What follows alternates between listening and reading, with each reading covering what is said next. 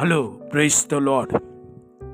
இந்த நாளுக்கான வேத வசனம் ஏசாயா 40ஆம் அதிகாரம் 28வது வசனம். பூமியின் கடையாந்தரங்களை சிருஷ்டித்த கர்த்தராகிய அநாதி தேவன் சோர்ந்து போவதுமில்லை, இளைப்படைவதும் இல்லை. இதை நீ அறியாயோ? இதை நீ கேட்டதில்லையோ? அவருடைய புத்தி ஆராய்ந்து முடியாதது என்று இந்த வசனத்திலே வாசிக்கிறோம். நம்முடைய தேவன் மகத்துவமானவராயிருக்கிறார். மாட்சிமையினாலும் வல்லமையினாலும் அவர் அலங்கரிக்கப்பட்ட தேவனாய் அவர் இருக்கிறார். அவரே நம்முடைய துதிக்கு பாத்திரர் என்பதை நாம் மனப்பூர்வமாய் அறிந்து தேவனை ஸ்தோத்தரிக்க வேண்டும். நாம் நம் தேவனை பற்றி நினைக்கிற பொழுது முதலாவது நமக்கு வருகிற ஒரு எண்ணம் என்ன? ஏசப்பா அப்படி நினைத்தா நம்முடைய எண்ணத்திற்கு வருகிற காரியம் என்ன என்று சொன்னால், அநேக சமயங்களிலே நம்முடைய தேவைகள் நமக்கு ஞாபகம் வருகிறது, அல்லது ஒரு குறிப்பிட்ட கஷ்டமான சூழ்நிலையை தேவன் மாற்றுவாரா என்கிறதுல நமக்கு ஞாபகம் வருகிறது. ஆனால் உண்மையிலே பார்க்க வேண்டும் என்று சொன்னால், அவருடைய குணாதிசயத்தை நாம் புரிந்து கொள்ள வேண்டும். ஆனால் அவரை பற்றி, அவருடைய குணாதிசயத்தை புரிந்து கொள்ளவோ விளங்கி கொள்ளவோ அவ்வளோ எளிதாய் நாம் அதை புரிந்து கொள்ள முடியாது. காரணம், அவர் அவ்வளவு பெரியவராய் இருக்கிறார். ஆனால் நாம் ஆராதிக்கிற தேவனை பற்றி நாம் தெரிந்து கொள்ள வேண்டியது அவசியமாயிருக்கிறது.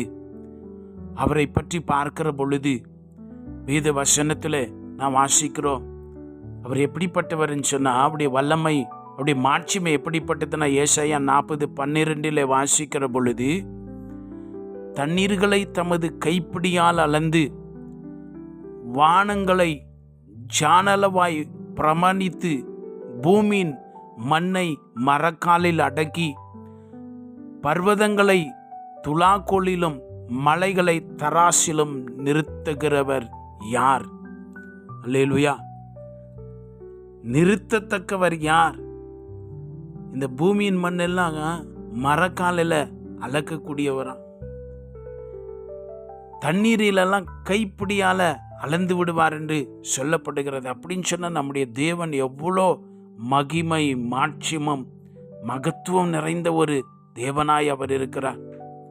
பூமியில் இருக்கிற மண்ணெல்லாம் மரக்காவல அளவில் அவர் சேர்த்துடுவார்னு சொன்னால், நம்முடைய தேவன் நம்முடைய அளவுக்கு எட்டாத அளவில் அவர் பெரியவராய் இருக்கிறார்.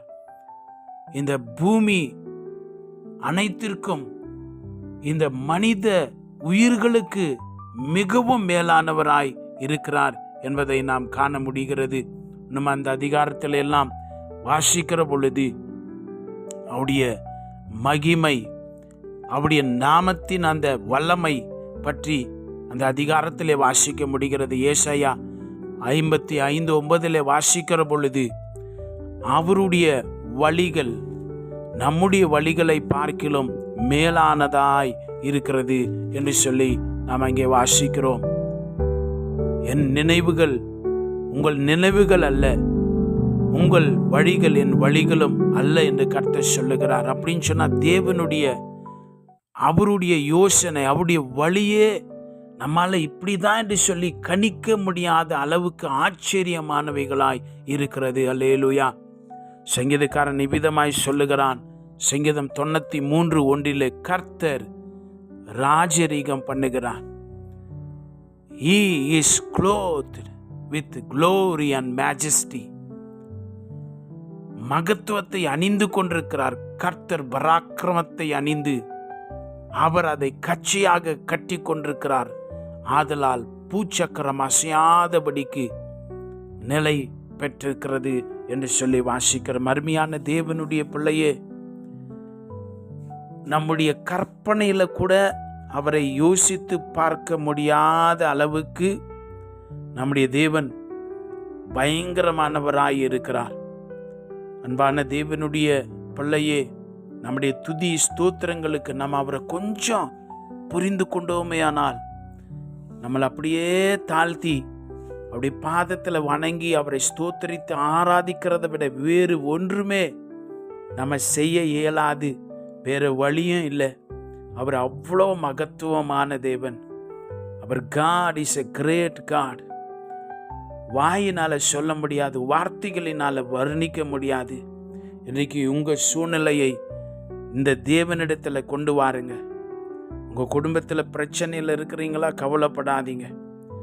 படிக்கிற இடத்துல உங்களுக்கு போராட்டமா, மன போராட்டமா, இந்த மகிமையின் தேவனிடத்தில் கொண்டு வாருங்க. சரீர வியாதிகள் உங்களுக்கு ஒரு சவாலாக இருக்கிறதா? லாசருவை 4 நாளுக்கு பின்பு கல்லறையிலிருந்து எழுப்பின அந்த மகிமையின் தேவனிடத்தில் கொண்டு வாருங்கள். அல்லேலூயா. வேலை செய்கிற இடத்துல போராட்டமா, பிரச்சனையா, இந்த சமாதானத்தின் தேவன் எல்லாவற்றையும் வழி செய்கிறவராய் இருக்கிறார். எனக்கு என்ன செய்வதென்றே தெரியல என்று சொல்லுகிறீர்களா? ஆலோசனை கொடுக்கிற ஆலோசனை கர்த்தர் தம்முடைய மகிமையை உங்கள் வாழ்க்கையில் விளங்க பண்ணுவார். சோர்ந்து போகாத மகனே, மகளே, தேவனாகி கர்த்தர் அந்த மகிமையின் ராஜா உங்களுடைய வாழ்க்கையில் இருக்கிறார். பெரிய காரியங்களை செய்வார். நாம் செபிக்கலாம். பரிசுத்தமான பிதாவே, இந்த நாளுக்காய் உம்மை ஸ்தோத்திரிக்கிறோம். உம்முடைய மகிமையை உம்முடைய பிள்ளைகள் காணும்படி செய்வீராக ராஜா. என்னுடைய வாழ்வின் பல சூழ்நிலைகளிலே, இன்னல்களிலே, குடும்பங்களிலே, வாலிப பிள்ளைகள், சிறியவர்கள், பெரியவர்கள் என்று ஒவ்வொருவரையும் உம்முடைய கரத்திலே தாழ்த்துகிறோம். மகிமையின் தேவனாகி கர்த்தர் நீர் பராக்கிரமம் செய்ய வேண்டுமாய் செபிக்கிறோம். சத்தினுடைய நுகம் உடைவதாக. இயேசு கிறிஸ்துவின் நாமத்தினுடைய அதிகாரத்தை இவருடைய வாழ்விலே நீர் பரிபூரணமாய் விளங்க செய்யும். நீர் கர்த்தர் என்றும் தேவன் என்றும் இவருடைய வாழ்விலே நீர் விளங்க செய்யும்படியாய் உம்மை ஸ்தோத்தரித்து ஒப்பு கொடுக்கிறோம் ஐயா. எங்களையே தாழ்த்துக்கிறோம். இயேசு கிறிஸ்துவின் நல்ல நாமத்தில் செபிக்கிறோம் பிதாவே. ஆமேன். God bless you.